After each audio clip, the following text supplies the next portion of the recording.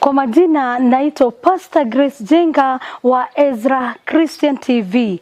Nimekuja kuwaletea habari njema. Ezra Christian TV iko na shule mpya ambayo imefungua, inaitwa Ezra Academy. Na katika shule hii tumekuja kuwafundisha kuhusu mambo ya media, na tunafundisha digital marketing, content creation, photography, videography, graphic designs. Na ukitaka kutufikia, nambari zetu za simu 0780 86 36 88 au 0713 66 29 87. Tunawakaribisha nyote, asanteni. Karibuni sana watazamaji wa Ezra Christian TV na hasa wa show ya Chumba cha Mawaidha. Tumerejea tena katika studio. Tumechukua muda kidogo, shughuli zilipamba, na tena pia tukachukua likizo kidogo. Burnout ilikuwa inanyemelea, na nashukuru kwamba sasa tumerudi na nguvu na tutaweza kuendelea kuwafahamisha kama kawaida yetu. Na katika studio leo tuko na mshauri nasaha Mwalimu Eliud ambaye amekuja ili tuweze kuzungumzia mapana na marefu kuhusu psychology of motivation. Nini hasa inakuchochea? Kuna wakati mwingine unaamka umebambika yako yote, unataka kwenda kazini, hata unataka kufika mapema. Lakini kuna wakati mwingine wale ambao wameweka alarm, unapiga inapiga hapo, hata kwanza kwenda kufinya ndio uzime inakuwa ni ngumu, sababu tayari umechoka yako yote, hauna jambo lolote ambalo linakuchochea. Leo tunazungumzia kuweza kujua ni nini hasa huleta mambo kama hayo, na vile ambavyo tunaweza endelea kusalia pale pale. Huyu ni Bazuu wise man ambaye mnampenda, na karibuni sana. Wale ambao ni wageni, tunaomba kwamba uweze kulike show, na pia uweze kufinya hiyo subscription, na pia kubonyeza hiyo kengele, ndio wakati tunapoleta show kama hizi wewe hausalii kuwa nyuma, unakuwa uko mbele. Kwa hivyo karibuni sana. Napenda kualika mshauri nasaha Eliud aweze kuwasalimia na aweze kuambia hizo siku kadhaa ambazo alikuwa wapi. Karibu. Asante Bazuu. Mimi nimekuwa salama. Naam. And I've been well. Asante. Just pilika za hapa na kule. To continue helping people who are psychologically struggling, having some mental health issues. So nimekuwa tu katika pilika za mental health. Asante. Yes. Hata umenikumbusha kwamba karibu juma mbili, I think it was 10th of October, ilikuwa ni siku rasmi ambayo imetambuliwa ni dunia nzima kama siku ya ugonjwa wa kiakili. Na ni jambo ambalo limekita mizizi na limepanuka, na watu wengine hata waelewi. Juzi tulikuwa tumezungumzia kuhusu takwimu zikisema in watu 10 utapata mmoja ako na uwezekano kwamba ako na ugonjwa wa fikra. Kwa hivyo walikuwa naadhimisha, na tulikuwa tufanye show kama hiyo, lakini tutaifanya baadaye. Lakini wacha tuangalie ile ambao tumekuja kuzungumzia hapa leo. Nini hasa uchochea watu? How are people motivated? Na tungependa mtazamaji aelewe what motivation is. People are motivated by different things, different perceptions, and different situations and circumstances and experiences in general, and even environments, because we are all very different. We are all wired different. And when we are talking about motivation, I would say that motivation is that which fuels you or skyrockets you or pushes you to be able to do something. So the force that triggers, not really sustains, but the force that triggers the desire and the will to do something. So that which now triggers that, like ignites good. Let's talk about ignite. So hiyo inawasha sasa, that which ignites, then that's what we can call motivation.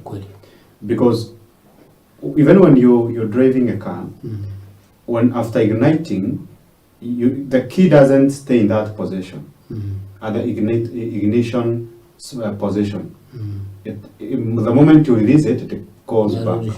Yes. So the motivation is now that position of igniting, and then now after the igniting, motivation pulls back. And now, what now we call discipline steps in.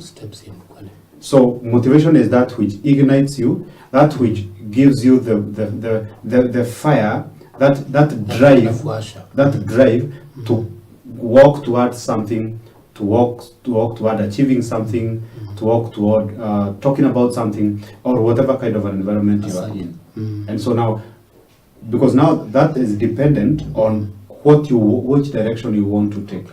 After the ignition, I'm personally ignited to go to the direction of mental health. We're ignited to go to the direction of maybe church service and all that. Someone else is ignited to go towards leadership. Another person is ignited to go. So we are all in the same parking lot, but everybody have their own car. So when I ignite, I'm headed to town. You are headed to Thika. Someone else is headed to Kisumu. The other one is headed. So, and that's now the different directions of motivation. Kwa hivyo inamaanisha kwamba kule ambaye natutazama na labda anauliza swali ni kwamba inategemea sana mambo fulani. Ndio ikuchochee kwenda kufanya jambo fulani. Yes. Na kwa wengi labda mtu hapo nje anadhania, labda anasema, wengine labda wananiambia Bazuu, si kawaida kama unafanya kazi na upati pesa, basi hauwezi kuwa unang'ang'ana asubuhi kutoka uende. Sijui kama unaweza kuelezea watu kwamba si pesa sana huwa inafanya mtu amke aende kazi. Kuna mengine hasa, na labda uweze kuratibu ni nini hasa ni zaidi hata ya malipo yale ambayo unapata. That's true, because there are so many people who are dependent on external motivation, the external reward, for them to keep showing up. But the external reward is very short-lived, because it can run out in supply. And now there's what we call intrinsic and extrinsic motivation. So intrinsic motivation is the motivation that comes from within. You are motivated to do something, not necessarily because of the results, but because of the love of doing it. You keep showing up, not necessarily because there's something you're getting from it that's very tangible, but because of the love of showing up, the love of doing that. And even in the love of doing it, your major goal is not to get the monetary reward, but maybe there's another form of reward that you get, like maybe a feel of purpose, satisfaction, fulfillment. That maybe strong desire within you to show up for humanity, to change lives, you know? So there's something else that you're getting, but it's not in a tangible presence. Like it's not something that you can say, here it is, like money. Kama kwa mfano labda tupeana, umezungumzia kuhusu maksudi fulani, kama ndio njia ambayo inaweza kuchochea. Na tukipeana mfano wa mama kama Mama Teresa. Mama Teresa alikuwa ametoka kwa familia ambao ilikuwa ni watu ambao walikuwa na mali, lakini yeye alitamani kuweza kuhudumia watu wale ambao hawana. Kwa hivyo unaona, huyo si pesa zile, lakini ni sababu alikuwa na maksudi ya kuona kwamba watu wale kidogo ni wadhaifu, wanakosa chakula, wanakosa mahali pa kukaa. Akaona hiyo ni kazi ambayo anaweza kufanya kama ni mfano. Kwa hivyo kwa njia moja, na ndio ule ambaye ametuambia kwamba ndio pesa inaweza, lakini ni zaidi ya pesa, sababu kuna wale ambao wana pesa lakini mambo kama hayo haiwezi kuwa, sababu tayari yeye ana pesa, anaweza kuwa haiwezi kuwa motivated ni pesa. That's true. That's true. And sometimes you even go to the extent of looking at the motive of someone, because personally I've gone through a few stories here and there, and especially now you mentioned Mother Teresa, and sometimes I'm like, this lady more of glorified poverty and suffering in poverty and all that, but let's not go there. There are people who are motivated from within, not necessarily because of what they are getting from something. But now, we are living in a society which is more dependent on the outward reward for them to keep showing up. I can't go and do the surgery. There's the salary not yet in my account, so no surgery. There's a child who is dying and there's an emergency needed. No, wait. The emergency can wait because we are also waiting for the messages, for the payment messages to show up. So there are so many people, and it's not that it's their fault. It's just that that's the best the society has done so far. Because the society, from very young age, they start conditioning you. The very first moment they start asking you, what would you like to become when you grow up? So that's the very moment of conditioning that your growing up should be attached to something. Your motivation to grow up, your motivation to be alive, your motivation to do something should always be attached to a career, should be attached to this, to that, to that. And now when you get into the career, you're not doing the career for the purpose of the career, you're doing the career for the purpose of marketability, for the purpose of employability. And so you're always looking out to why you should keep showing up. And that's very short-lived. But now when we talk about the intrinsic motivation, that motivation which comes from kutoka na ndani. Yes, it may also be fueled by something external, but it is not dependent on that external thing for sustainability. You know, so it is fueled by external, but it is not sustained by the external. Even when the external reward from that whatever the person is doing, even without the external reward, the person keeps showing up. Because now there's the part where I need to pay bills, yes. You know, I need the money to pay bills, there's rent to pay, I need to eat, blah, blah, blah. But at the same time, there's also a part of me from within. Yes, that tells me, remember you are doing this. So you've not paid me for a whole 1 year, but I've been trying to do a few businesses here and there, and then I keep showing up. Not necessarily because of the money or anything, but because there's something else that I from within, I really want, I love doing this, I want to do this. Asante. Mtazamaji, tunazungumzia kuhusu psychology of motivation, ama ni nini hasa ukuchochea uweze kufanya kazi fulani. Na tulitangulia na kusema kwamba mara nyingi watu wana huo mshawasha wa kuweza kuanza kufanya jambo fulani. Lakini ikifika labda baada ya mwezi mmoja ama mwaka ama miaka miwili, inakuwa sasa ile mshawasho ulikuwa nayo haipo tena. Na inatakana bado uendelee. Kama mshauri na saa amepeana mfano kwamba labda unafanya kazi ndio uweze kulipa ama kulipia watoto karo na mambo kama hayo. Lakini inafika mahali hilo ndio jambo ambalo ulianza nalo. Lakini sasa imefika mahali pale ndani labda umekwazwa na mambo kama hayo, inafanya sasa hata tena hauwezi kuwa na ile mshawasha ama kuchochewa kuweza kufanya kazi hiyo. Basi lazima ile jambo napata sahihi mshauri na sana kwamba lazima uwe na balance. Ni kama mwanafunzi ambaye anataka kupata alama ya A, anaweza kuambia ni mwalimu lazima usome kwa bidii ndio uweze kupata. Na asome kwa bidii, lakini ndani yake hana haja, ni vile tu kwa hivyo ni vyema tuweze kuwa na haya mambo mawili. Na umezungumzia kwamba misukumo ni aina mbili, hii ambayo inatoka kutoka nje na ile ambayo inatoka ndani. Na ni vyema kama unafanya jambo lolote uwe una hizo balance, unajua vile ambavyo unacheza kwa zote mbili na ndio uweze kuendelea. Ningependa sasa tuende kwa awamu nyingine, tuseme kuna wale ambao wana changamoto za kusalia hapo. Tutawasaidia namna gani? The moment, because we have said motivation is only needed to do the ignition. So if you keep the key on the ignition position, and then you don't release the key, then you not even have enough strength to hold on to the steering wheel. You not even be able to focus on the brakes and the accelerator pedal, whatever. So you need to ignite with motivation, and then not depend on motivation, and then immediately shift to discipline.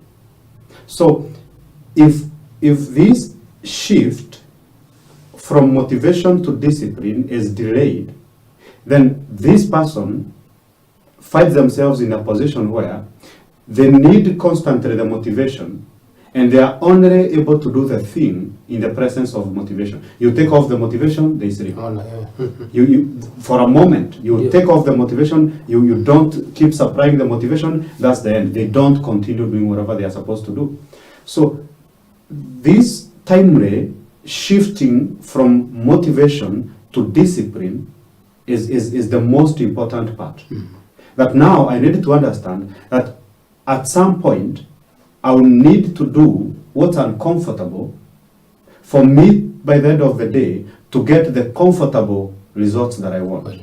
Because sometimes, and most times in life, the comfortable results usually come from the uncomfortable work that you put, the input. No pain, no gain. Yes. Yes. So the uncomfortable input usually brings the comfortable output.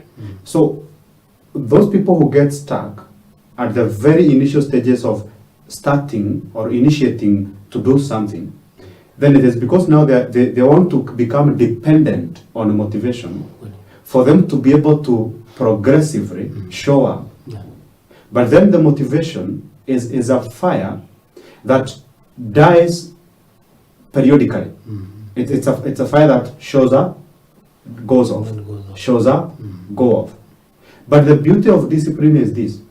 It may be very slow in setting up, in the takeoff. It may be very slow, but it is progressive. The motivation is on and off. Today you wake up, you feel motivated, and then you are doing everything, you are chatting, you are showing up, you are making business calls, you are replying to emails and all that.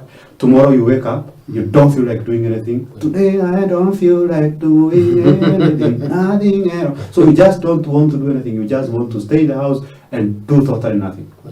So that day when you don't feel like doing anything, if now you are not able to now open the box of discipline, and now because the motivation is gone today, tell the discipline, discipline, seems like today our guy is not around, so you need to step in. True, yeah. Now if you are not able now to bring in discipline where motivation fails, then now you'll be stuck in that position.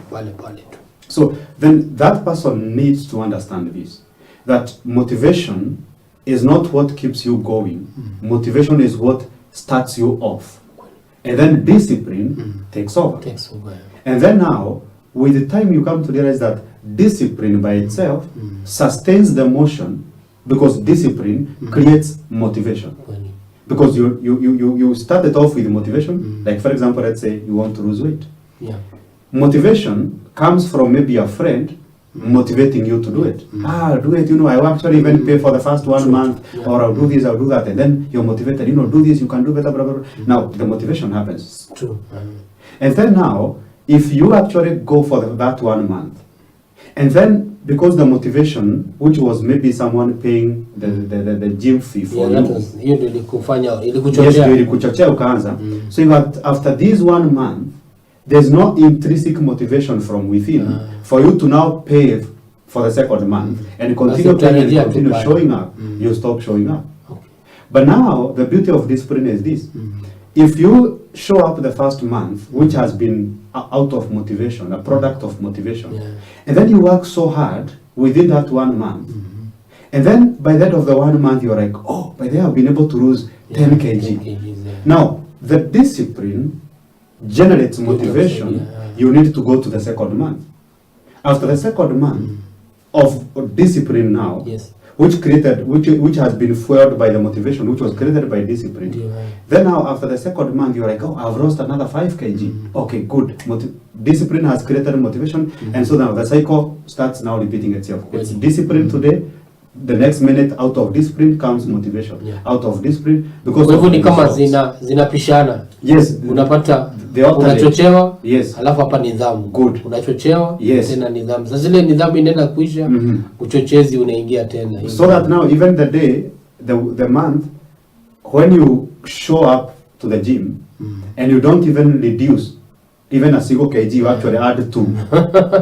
Bado unachochewa kurejea kuendelea. Good. That month you might decide to show up the next month because of the motivation which came from the last 2 months of losing 10 kg. You'll be like, maybe it's because of this and that, but now you remember last 2 months ago I lost 10, so maybe then let me keep showing up. Then keep showing up. So it's usually that shifting and alternation between motivation and discipline. Motivation and discipline. But now, if this discipline is not intrinsic, is not coming from you, kutoka ndani. Yes, again, it becomes a very big challenge for you to be able to sustain it, because sustainability is the key.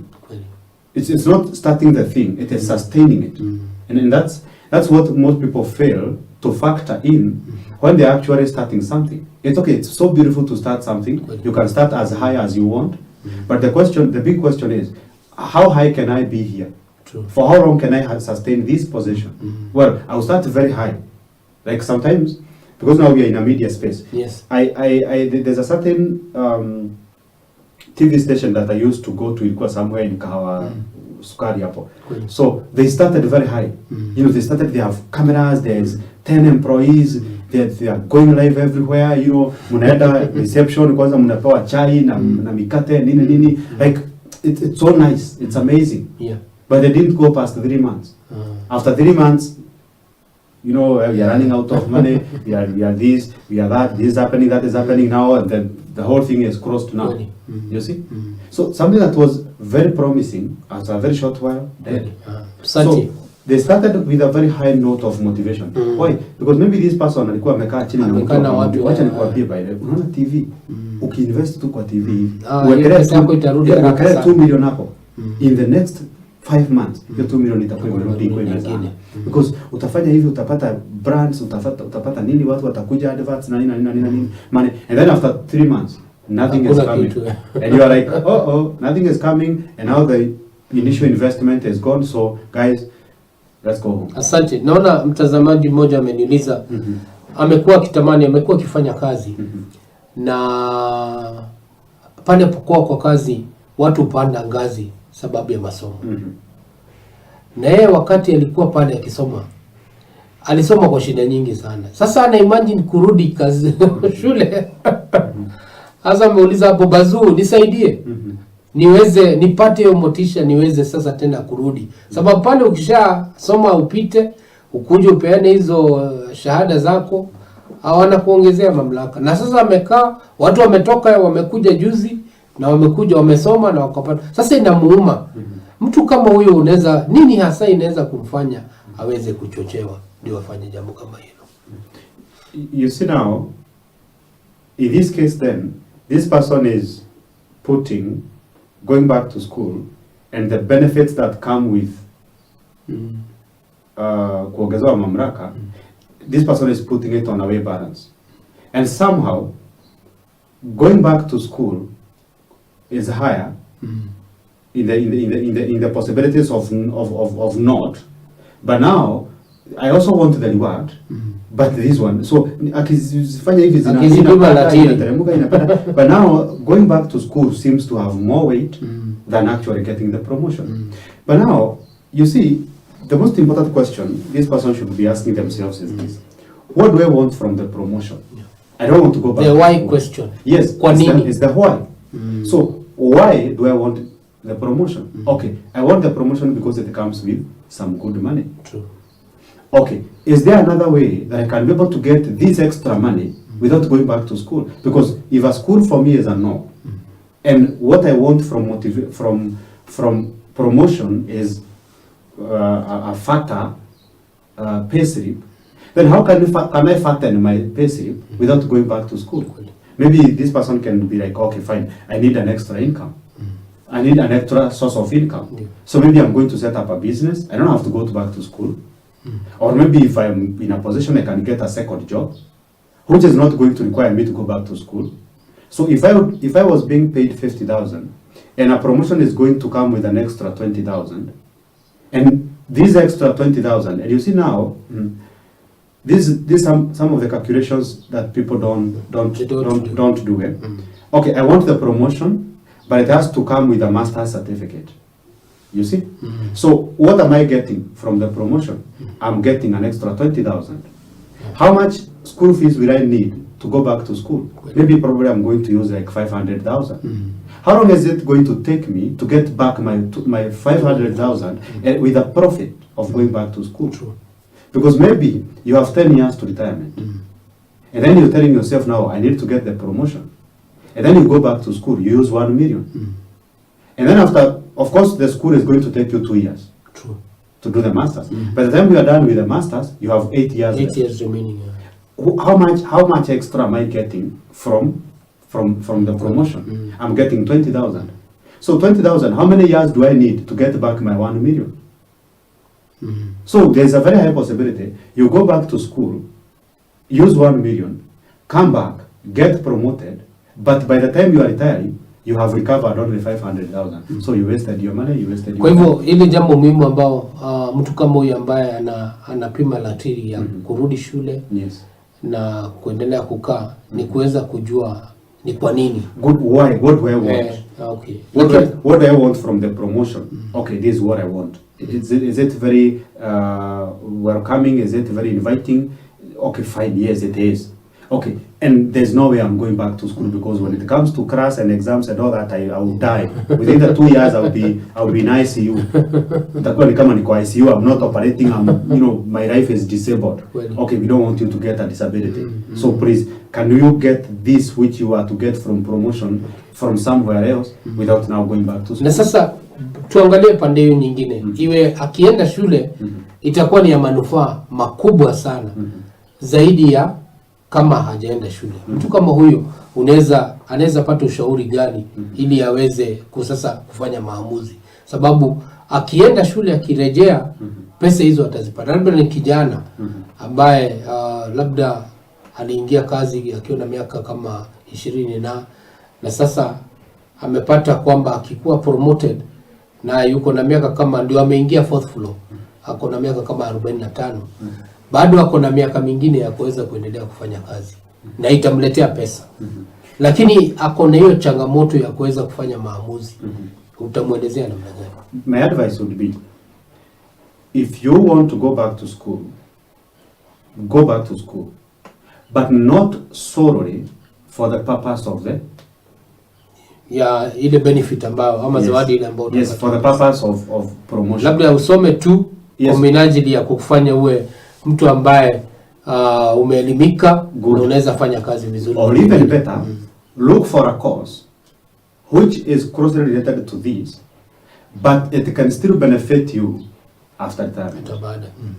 So that now, after the retirement, this extra course is now the course that you've done is now going to push you even after the years of employment. So maybe, for example, you're in the field of, let's say, human resource. You see, with human resource, if you want to do something extra, you can go back and decide to do psychology. Psychology and human resource, they come together. Because psychology relates to you being able to understand the people better. So you're doing HR, and then you go back and you do psychology. So you come back and you get promoted. After now you have retired, you're going to open an office whereby now you're going to start doing counseling. And now this is going to put you at an advantage where now you are old. With age comes, with age people perceive it as it comes with wisdom. True. So even if you did the course 5 years ago, and now you are 60, people will think like you have been doing that for the rest of your life. For the last year. So they will think now this is the most experienced person because of age, of course. So now you get even more opportunities. You're invited in churches, in conferences, in organizations and again, you have a HR background. So now you open a consultancy office that doesn't only depend on offering the HR related services, but now ushauri nasaha yenye ulifanya for the sake of the promotion, but now it is benefiting you even afterwards. So I would say, if you really want to go back to school, don't go back to school simply for the purpose of promotion, because again, you can go back to school and then immediately after going back to school, the company becomes bankrupt. Hatuombi hivyo, hivyo, but it can happen. Or now, like what happened recently, let's say for example you are working in an NGO as a HR, and then they tell you go back to school and then get a certificate for masters, and then we are going to promote you. Okay, you go back. The next week after you have been promoted, Trump decides that no money for donations is coming from here, and then the organization dies. The organization is closed. Now you be left bitter. Why? Because you have used all your resources and your savings to finance your education so that you can get a promotion. And then now you get another job in another organization, and then you realize that to get to be in the same position you were before you got promoted, that becomes an entry position requirement in another workplace. So napata kwamba sasa hii masters nikienda pale pengine nitalipwa the same mshahara nilikuwa nalipwa before promotion, and it is actually the minimum requirement. But the salary does not equal to what I would have gotten with the promotion in the previous organization. You see? And so that's why I'm saying, if you have to go back to school to do something that you are sure after I retire, I'm going to use this to be able now to sustain myself financially and even be able to do other things. Asante. Leo wapendwa, tunazungumzia kuhusu what psychology of motivation, ama nini hasa ina kuchochea kwa jambo lolote lile. Iwe wewe ni mwanafunzi, iwe wewe ni daktari, iwe hata wewe ni mzazi, na iwe kama wewe ni kiongozi. Ni nini hasa ina kuchochea kuweza kufanya kazi hiyo? Na kuna wakati mwingine unafika inakuwa ni vigumu. Ile kazi tena ile vile ulitamani kufanya ama ulishabikia ile jambo imeshuka. Lakini unaona bado unahitaji kufanya hilo jambo. Utafanya namna gani? Na mshauri nasaha ameweza kutuambia kuna aina mbili za kuchochea. Kuna ile ambayo inatoka nje ambayo inaita extrinsic motivation, na pia kuna ile inatoka ndani intrinsic motivation. Na akapeana mfano ya kwamba kama ni kijana ambaye anataka kupata alama ya A kwa labda kwa subject ya hesabu, anaweza kuwa na chocheo ni mwalimu kuweza kutia bidii ndio apate hiyo alama. Lakini ingekuwa bora zaidi kama pia na yeye pia angekuwa anatamani ama anafurahia kufanya hiyo hesabu. Isiwe tu ni kuchochoa, sababu baada ya hiyo akishapata basi hana haja na mambo kama hayo. Na sasa akakuja kumalizia na kupeana mifano ya kwamba unapokuwa kama utapata kuchochewa ni jambo fulani, tuseme kama ni uko mahali ambapo umeandikwa kazi na unaona kwamba ili upande ngazi nyingine lazima urejelee pale shuleni ndio upate shahada fulani. Akasema kwamba ni vyema unapochagua shahada ile ambayo utafanya iwe ni shahada ambayo itaweza pia kukusaidia hata wakati utafika wa kustaafu. Hapo ndipo tumefikisha, na sasa nataka nirejee kwake. Nimuulize atupatie hatua ya yule itaweza kuwa si kazi, si upati shahada ili upandishwe ngazi, lakini ni unataka uchochewe kwa kazi yako tu. Labda imeshuka. Unajua kuna wakati tulipokuwa na COVID, watu kazi ziliharibika na sababu wako wanatangamana na watu na mambo kama hayo. Hata ile bidii ilipunguka, lakini mtu bado anatakana abadilike. Lazima ule na unywe. Sasa nini hasa itachochea huyo mtu ndio aanze tena, ndio arejelee tena pale alikuwa juu, alikuwa tayari ashashuka. Karibu. Now the steps that you can take. The steps.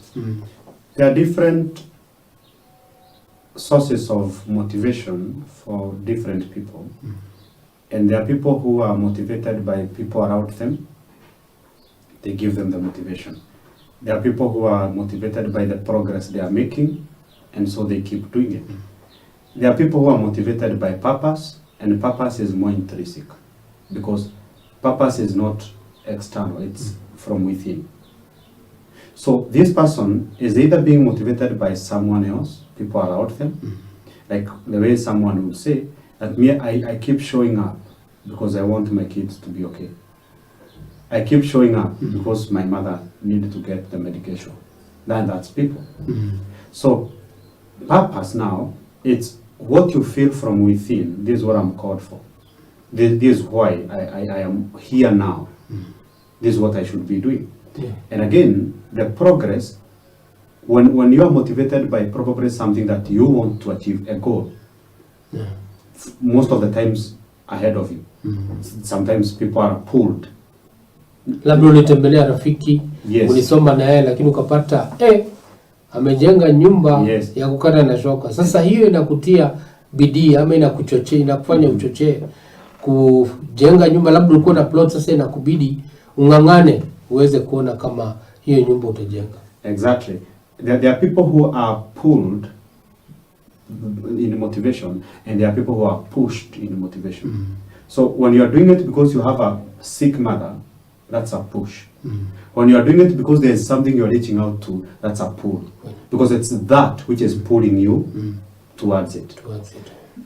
Now, to be able to get into this position of motivation, we start with the most important thing, which I had previously mentioned, which is the why needs to be clear.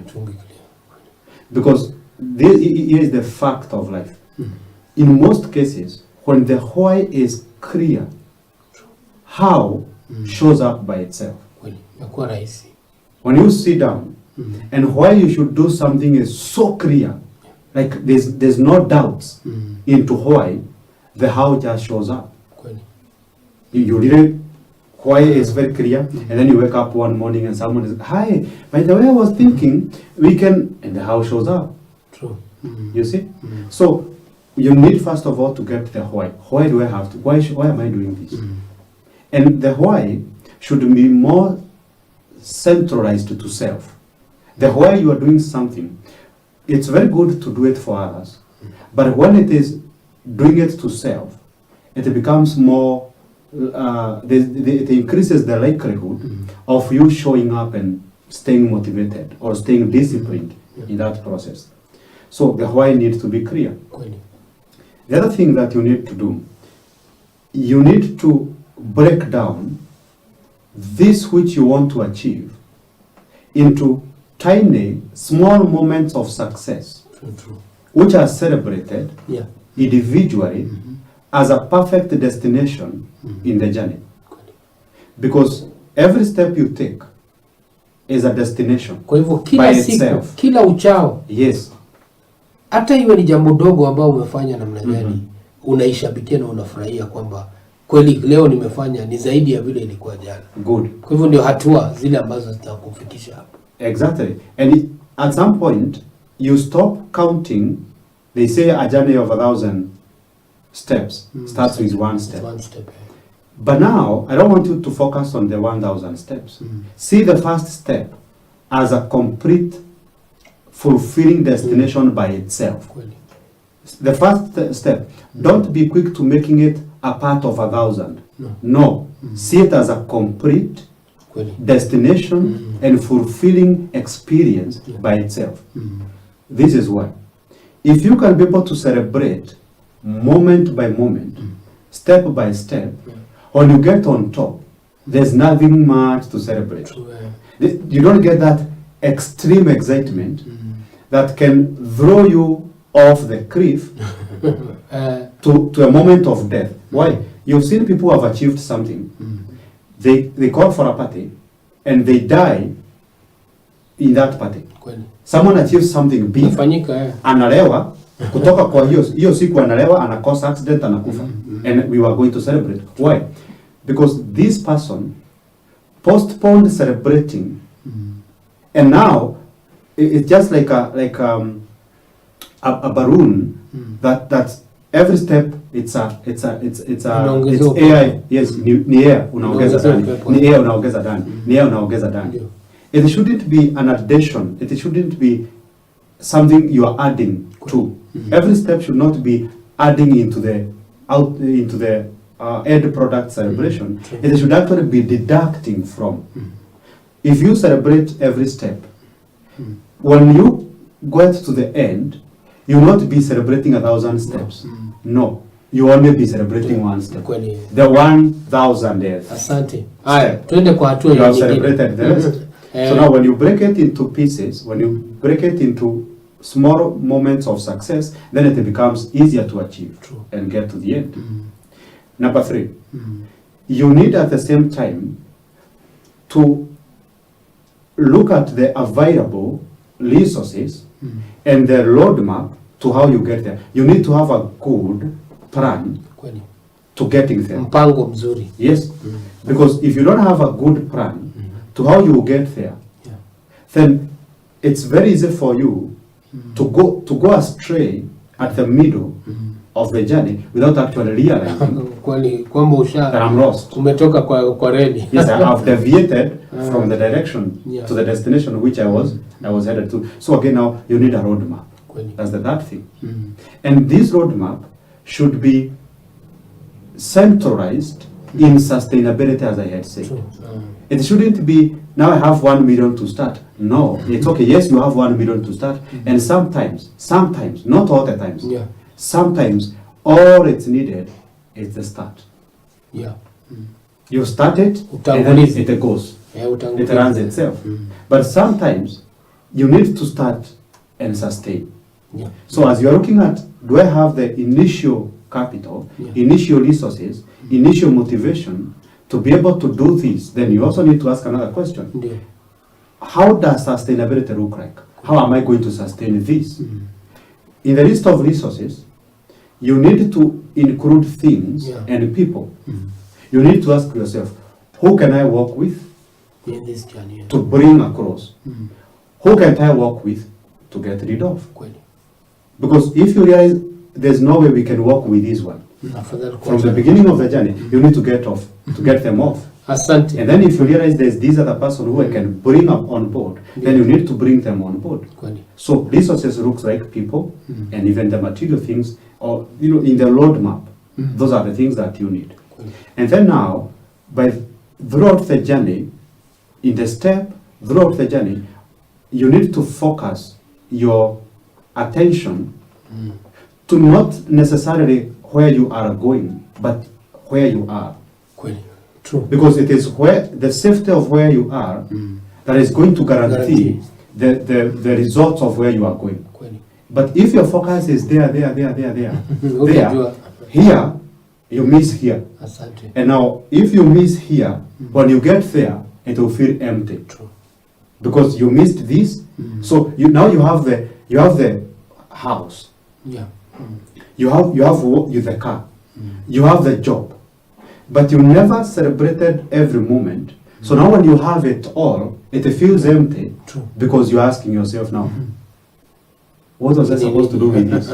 You never celebrated the journey. So your focus should not be tomorrow. Because I was telling someone the other day, our focus on tomorrow, either tomorrow or on the past, whichever the case, but now let's focus on the future.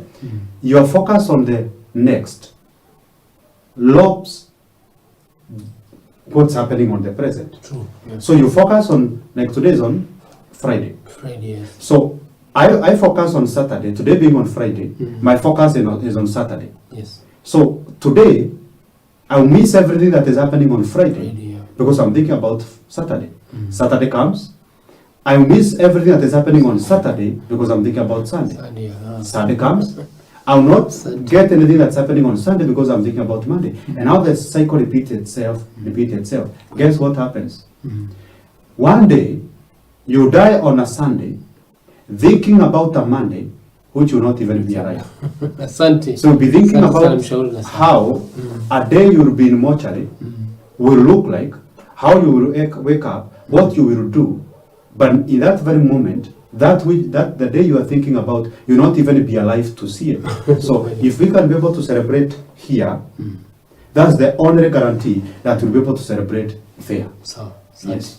Asante sana mshauri na saha na watazamaji wetu. Mwelekezi wangu wananiambia kwamba muda ndio huo, kidogo unatupa kisogo, lakini kabla tujamalizia, ningependa mshauri nasaha aweze kutupatia neno lake la mwisho, na labda pia hata aandike akutupatie nambari ya simu ili yule ambaye ana haja ya kuweza kupata ushauri zaidi, hata ushauri wa ana kwa ana, basi mshauri nasaha ataweza kufanya hivyo. Na mimi pia katika Ezra pia unaweza peana comments zako hapo, na sisi tukiwa hapa katika Ezra Christian TV tutaweza kujibu maswali hayo kadiri ya vile ambavyo yanatujia. Tunawashukuru sana kwa vile ambavyo mmemakinika. Naona jumbe zimeingia mingi sana. Hii ni jambo ambalo limesumbua watu wengi sana, na inakuwa wakati mwingine wanasema watu wengine wanatupa mikono, wanasema sasa lakini tutaki wewe utupe mikono, tunataka bado usalie kuwa na hiyo hali ya kuchochewa. Karibu. A friend of mine the other day was going to buy a motivational book. And I only asked him one question that made him ask akaenda akakula choma hiyo pesa ya motivational book. So he told me, Eliud, nataka nifike town because I need to look for a motivation book. That's nice. But I was like, okay, where did you get the money to buy the motivational book? Because motivational books are about 1,000 to 2,000 and even more. Yeah, by then I have 2,000. Okay, that will get you a good motivational book. Where did you get the money? But they have been saving that money for the last about 3 months so that I can buy a motivational book. Okay, so you've been saving money for 3 months to buy a motivational book. Don't you think you're motivated enough and the book is very unnecessary? Because if you have saved money for 3 months, you don't need motivation. You are motivated enough. Now, what you need is now discipline, so that now this motivation that you have, you can fuel it to doing that which you want the book to motivate you to do. If you have the motivation to save the money, the motivation to walk from your room all the way to town to buy a motivational book, then the book is very unnecessary. It's a waste of time, it's a waste of resources. So we need to let motivation to ignite us. And immediately after ignition, we need to set discipline in motion. We need to let the discipline to keep us in motion, to sustain the motion. So that now we can be able to, in the process of achieving, we are celebrating. In the process of getting to the destination, we take every step as a complete, fulfilling, and holistic destination by itself.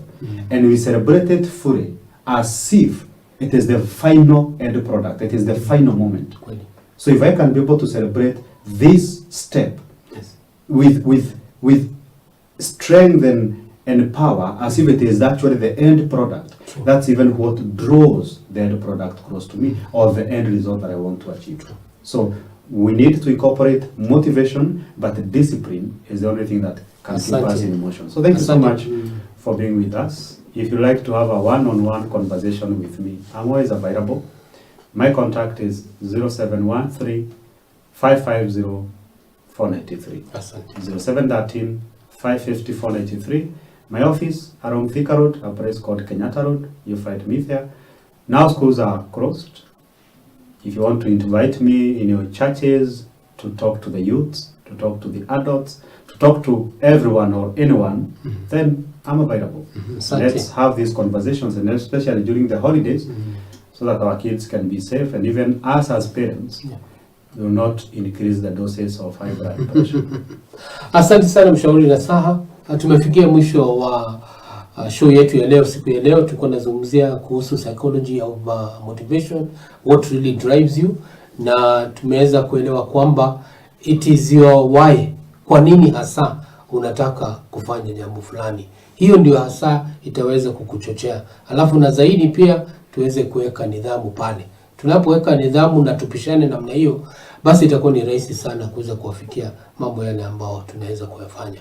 Kwa hivyo tunashukuru sana. Napenda zaidi pia kushukuru mwelekezi wangu Kim Proper, mkurugenzi wangu Han, na pia mama yetu Pastor Naomi kwa kuweza kutupatia nafasi hii murwa ya kuweza kuleta show hizi bomba, show nzuri, show ambazo zinakupatia information ile ambao unahitaji ili kutoa kutoka ngazi moja hadi ngazi nyingi. Huyu ni Bazuu the wise man ambaye mnampenda sana, nasi pia tunawapenda zaidi, na tunaomba kwamba hadi tutakapokutana Friday nyingine ambao tutakuwa na show nyingine kama hii nzuri, muwe na wakati mzuri. Mungu awabariki sana.